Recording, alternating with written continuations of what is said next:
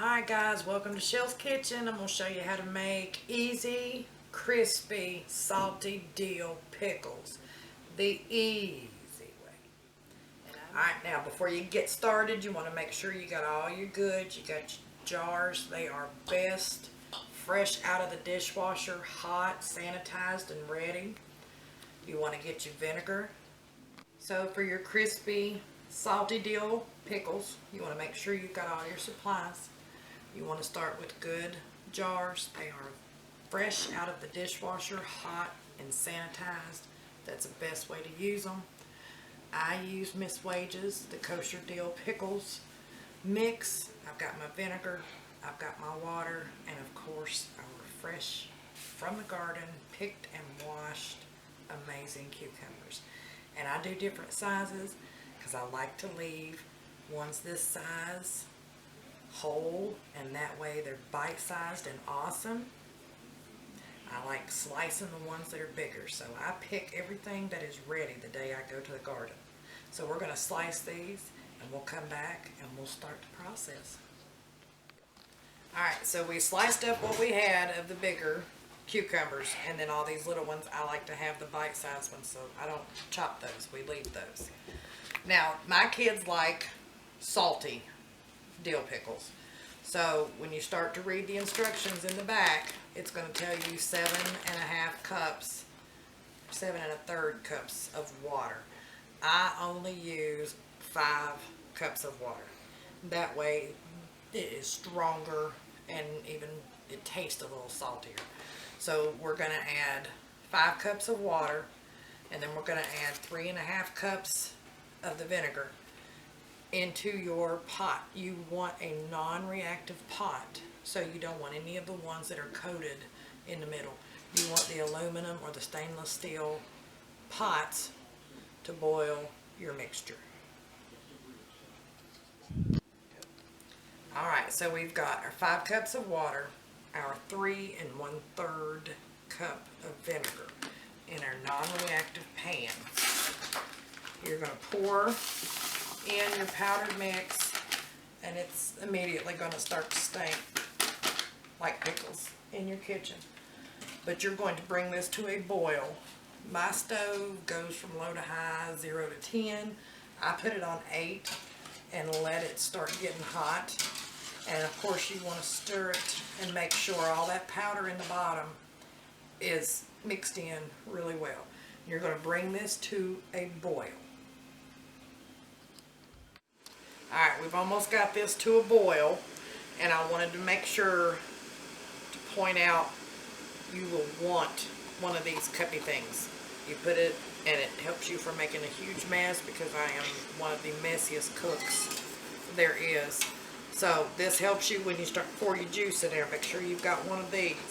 Also have an empty jar ready, because if you're like me and you don't pick enough, you want to have an empty jar to put the rest of your juice in, because what you don't use will seal in a can, and you can boil it later for whatever harvest you've got coming in. So we've got this almost to a boil.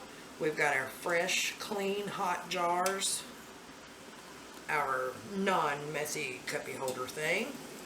Our lids are ready, and also an aluminum ladle, thank you, ladle to get your juice out and put in here. So we are almost to a boil, and I can tell y'all that this house stinks. This house stinks like pickle juice. And it will burn your nose. But that's okay, because you end up with an awesome pickled joy that I'm still munching on the last batch. Alright, so we got a good rolling boil going. So I gotta put my pickle down. Alright, so you bring it to your boil. Go ahead and turn the stove off. That looks beautiful. Alright, here's the part where you try not to get burnt. You ladle it in. Don't go too fast, you'll splatter it. Go slow enough to where you're not going to overfill. You also want to go slow enough and kind of wiggle your jar. Make sure there's no dead pockets in there that's not going to end up with some juice. Ain't nothing like biting into a cucumber you thought was pickled and you get cucumber. It's kind of disappointing. So anyway, you put it in there, you leave some head space, tighten it. Usually I have a glove.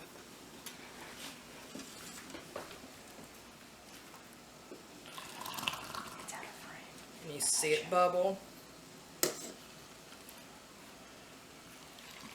And I'm going to have some dead space here. It might make it in there. Alright, it went just fine.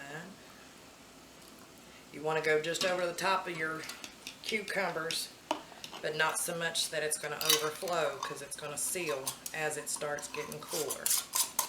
Let me have that, Mr. Cameraman. I appreciate you. Alright, there's second tight jar. This will be the last jar of actual cucumbers we had picked for this week. But you'll see, if you've got any pickles blocking, it's juice blocking. You want to make sure it gets all the way down in there.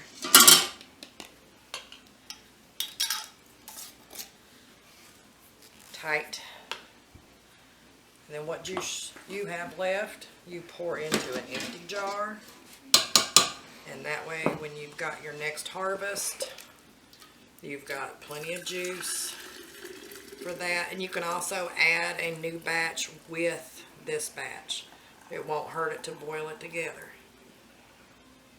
Just as long as you get the lid on that while it's still hot, they will all seal.